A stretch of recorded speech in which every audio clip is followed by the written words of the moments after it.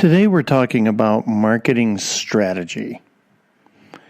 In this podcast, we're going to talk about what your marketing is likely missing. So here we are.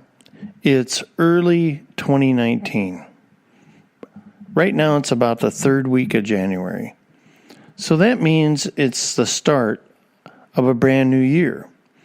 You did all your planning a long time ago. And by now, you've got that thing lit up. And for the next 12 months, it's going to be rocking and rolling. So is your strategy built on rock-solid principles that'll withstand market fluctuations, industry shifts, less than perfect economic conditions? Are you convinced you'll leave the year better off than you entered it? Now, that doesn't always mean increasing sales. Better off can mean you overcame a lot of competition, for example. Well, hopefully the answer to all that is yes. And if not, this marketing strategy podcast series might help you put some pieces together. So if you've been listening to our podcast on marketing strategy, we recently gave you a crash course on some of the most important fundamentals of strategic marketing that fuel business growth. Without a firm grasp of these principles, you will fight an uphill battle. And the hill is going to get steeper and steeper as you climb. So if you missed any of that, let's go over that again. Number one, we learned how to be market-oriented, relying on data instead of hunches, because that'll always steer you wrong. No one knows what your customers want more than your customers do. So let your data speak for that. Be market-oriented. Number two, discover how to conduct qualitative and quantitative market research effectively to understand your audience's goals, problems, desires. Number three, learn the principles of segmentation and discover how to focus on a tight segment of people who possess similar characteristics. Number four, learn how to choose a winning segment that you will then target. Number five, discover the art of market positioning so your message will be meaningful to customers and allow you to outperform your competition. Number six, understand how all these pieces fit together, that any one of those pieces in and by itself isn't real solid, but when you put them together, it becomes unshakable market strategy. So that's what we've discussed so far about marketing strategy. And we just started that discussion way back in part 1, if you need to search for it, where we talked about the three strategic questions you have to ask and how the purchase funnel can lead to greater leads, conversions, and revenue. Now, in our final piece in this series, we will discuss how to set strategic objectives, determine budgets, create smart goals that will guide you to success. So let's go get it. Number one, how do you set objectives that get results? How? Well, we're finally going to land this strategy plane right there. But in order to do that successfully, we have to look at how to set the right objectives. I mean, have you ever set these as marketing objectives? You wanted to increase your website leads, you wanted to boost sales, and you wanted to increase brand awareness. Yep, somebody out there raised their hand. Well, sorry to burst your bubble, but this isn't going to get you anywhere. Setting marketing objectives is one of the most misunderstood marketing activities. Marketers often set objectives based on what they think they need to grow their business. And because they want to tackle everything, these goals are often too broad and aren't well defined. Look, increasing leads, boosting sales, those are worthwhile objectives, but they're not specific enough to be able to tie to a strategic marketing plan. Now, here's something real important. A little sidetrack, but you'll get it. Don't set objectives until you plan out your strategy and you plan out your funnels. Because this information is going to tell you what your objectives should be. What does that actually look like? Well, if you've been following along with our marketing strategy series, you will understand market orientation and hopefully have done some market research. This research will have led you to choose a segment to target. You then defined your market position, outlined your funnel, and hopefully uncovered some holes in it. Your marketing objectives will then help you fill those holes and get your funnel working. This way, you aren't just randomly choosing objectives. You're setting goals that, when achieved, will actually help you move the needle and grow your business. But that's only the first part of the process. Another part is to set SMART goals. SMART, an acronym. It stands for specific, measurable, achievable, realistic, and time-bound. So let's go through each one of those. Specific. What goal are you trying to achieve? Who are you targeting? Be specific. What exactly is the segment that you are going to target? M is for measurable. Where are you now? What do you want to achieve? A good example: a measurable goal has a clear start and a clear end, such as I want to increase subscribers by 25% by June of 2019. Okay? You can easily measure that. A is for achievable.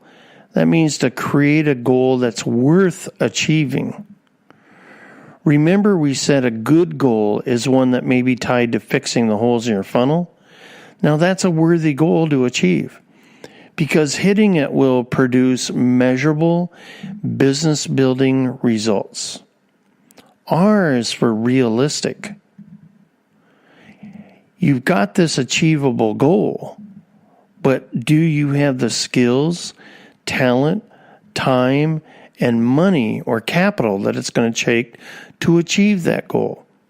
Because ambitious goals are admirable, but what if you're shooting for something that's unrealistic? Your team can't pull it off.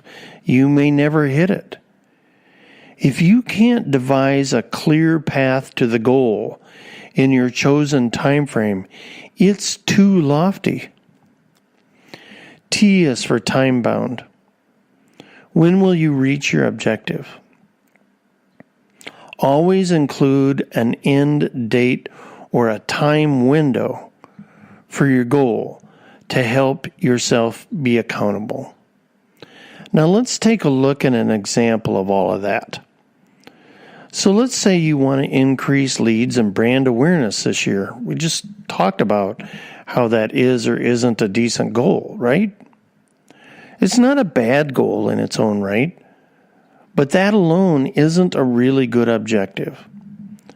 Here's an example of a good and a bad objective. Of course, let's start with the bad first. Increasing brand awareness amongst consumers using our digital tools. That's a bad objective. Why is it a bad objective? Well, think about this for a second.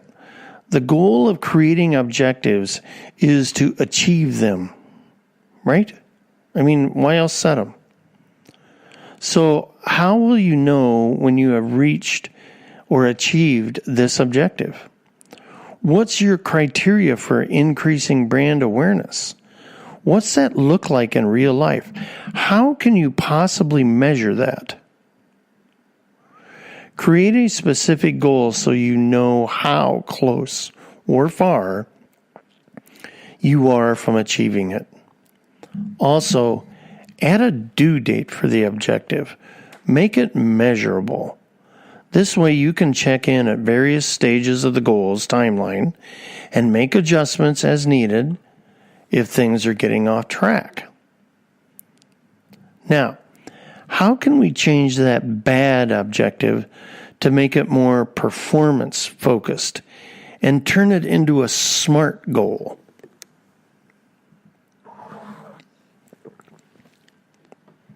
Well, let's try it. This should be a good one.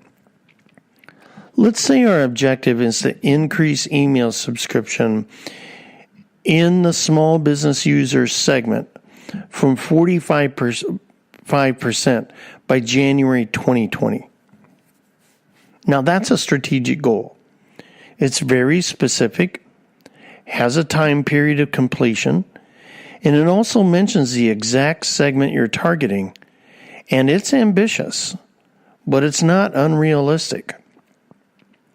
Now, here's something important to note. Don't set more than a few objectives at a time, because when you're targeting too many goals, you can set yourself up for failure because of time and resource constraints, and you can bog down your people. Part of setting the right objectives is also knowing which ones to say no to, because more is not necessarily better. You just want to pick good ones. All right, now let's talk about how not to set marketing budgets. Man, being kind of negative today. Oh well, that's the way it goes. Once you nail down all of these objectives we just finished talking about, it's easy to set a budget to meet those objectives. But there's a little more to the process. Now, here's how most companies set marketing budgets. And I admit, I've done this. I've made this mistake. And I have clients that are making this mistake. And sometimes this is all you have to work with. But here's how most people do it. And here's, therefore, how not to do it. By reviewing last year's sales, you look at last year's sales, say, hey, we want to grow 5-7%. We're going to invest X so much in marketing. Let's go. Second way is by using a compound annual growth rate. A financial executive or your CFO might like that, but it's very difficult for your sales and marketing team to pull that off. How about just picking next year's revenue or budget for next calendar year? Yep. Okay, that's an option. How about an advertising to sales ratio? In other words, here's what you put in for advertise or sales. Here's what you're going to spend on advertising. And as you increase this, you increase that. So much money out of every 100,000 goes to advertising. So much money out of 100,000 goes to blah, blah, blah. None of those are very effective. They can work, especially if you have a business that's commoditized. They can work. And that's the type of businesses we use them in. But a smarter way is what's called zero-based budgeting. Because everything we just said about marketing budgets, throw it all away. I'm telling you, you need to try this. Trust me, you'll thank me later. So, here it is. It's a better and an easier way to set marketing budgets that often produces better results. And that's because it views marketing as an investment rather than a cost. Okay? So what's going into marketing now is money that's being invested just like it were in a new building. It'll make your marketing teams more accountable to objectives also. So here's where you start. Your first thing to do is to start with zero assumptions about what will happen in the coming year. Now that's not easy, because that's exactly how all of us business minds are built. Number 2, forget about your marketing spend for last year. Don't use last year's tactics to inform this year's strategy. All right? Now, once you've done those 2 things, that's what we call you're at zero. Now, here's the steps to working with that zero-based budgeting understanding that we just talked about. Okay? Now, some of these steps we've talked about in previous podcasts, but that's okay. They're worth repeating. Remember, your next thing to do after starting at zero is do some market research. Then segment, then target, then position yourself based upon the data you glean from your research. Then create your funnels and fix any holes you might have. Then create your SMART goals, because your SMART goals can then be aligned around your research and who you're targeting and how you're going to position yourself. Then calculate the value of achieving this objective. How much marketing dollars are you going to need to hit that goal in the next 12 months? Then take that value, divide it by 12, and there's your marketing budget. Now, if you have seasonality to your business, let's say that,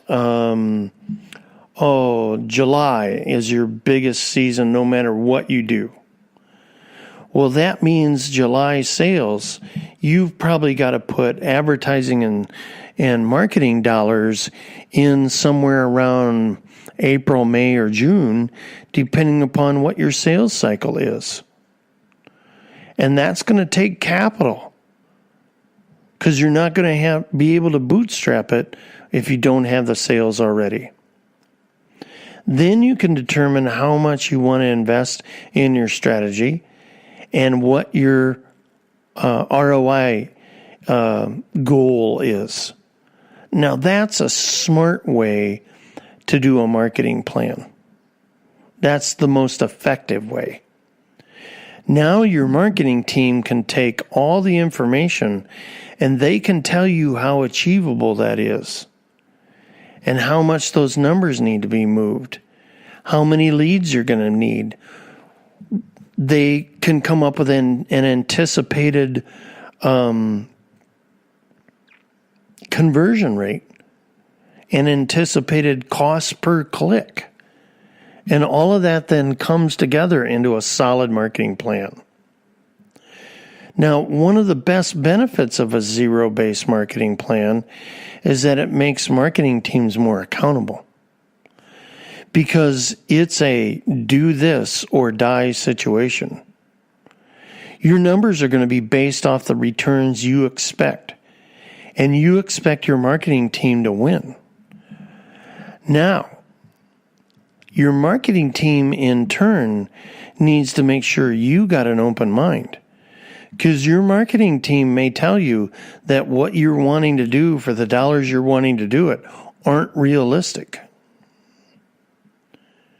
We love the marketing expert Mark Ritson, Ritson. And in marketingweek.com, he says this about zero-based budgeting. Quote, in reality, what happens is senior managers are going to bet their resources on the better marketers with the better plans and the better opportunities and reduce investment in the crappy marketers with crappy plans. That strategic approach, in other words, that's what it is. If you get your requested investment, you then have to provide the promised financial return at the end of the year. Or your hinder is going to be delivered on a tray. And that's called accountability. And that accountability goes not only for your marketing team, but it goes to your leadership team and your salespeople. Got the picture? Got it. Next, how do you brief your strategy once you put all this together to your creative team correctly? How do you involve your creative team in the marketing strategy and implementation process? How do you do that? Well, here's what we recommend for best results. First, you want to assign people on your creative team to develop the marketing strategy. This is their main focus. Assign different people to execute the strategy and achieve the objectives the first group set forth. When relaying the strategic marketing plan to those who will be executing it, here's what you want to avoid. You want to avoid over-briefing. You don't want to tie up your creative team's hands and stifle their creativity. Give your team some room to come up with their own unique ideas and implementation tactics. You also don't want to underbrief. The team should have enough information about the strategy that they fully understand the objectives. This way, they can devise tactics that effectively augment your marketing strategy. Here's how to do a briefing the right way. First, compile your marketing strategy and answer your what, your who, and your how questions without any third-party agency input. In other words, you're doing this with your own team. There's an article on viralsolutions.net, Marketing Strategy Part 1, that can walk you through this. Now, gather your answers to these questions before you bring in your third-party marketing agency. So you want to do the who, what, and how. Number 2, put together a written brief of your marketing strategy notes. Turn that over to your incumbents, your marketing agency, and invite them to your headquarters for a briefing. Number 3, take several hours, maybe even a good part of a day, and share your marketing strategy. Who are you targeting? Why are you targeting them? What are your positioning plans? What are your exact SMART goals? Don't overbrief. Give them the facts. Then, after you've met at your headquarters, debrief. Think about the feedback that you've got. Request ideas and a budget and a plan of execution from your marketing agency. So you see, great briefing is a lot like a diving board. The diving board is your strategy and objectives. They provide the platform so that you can jump off and into the pool. The pool being getting to work, implementing, achieving your objectives. So are you ready to execute your marketing strategy? If you've gone through all of this, you've pretty much done it. If you have read all the articles in our marketing strategy series, you will have learned some of the most important principles of strategic marketing and business growth. If you've been listening to our podcasts, you know about market orientation, market research, segmentation, targeting, positioning, and strategy, which is putting it all together. Once you compile your marketing strategy, it's time to execute. To ensure you smash your goals this year, work with marketers who have a track record for getting results.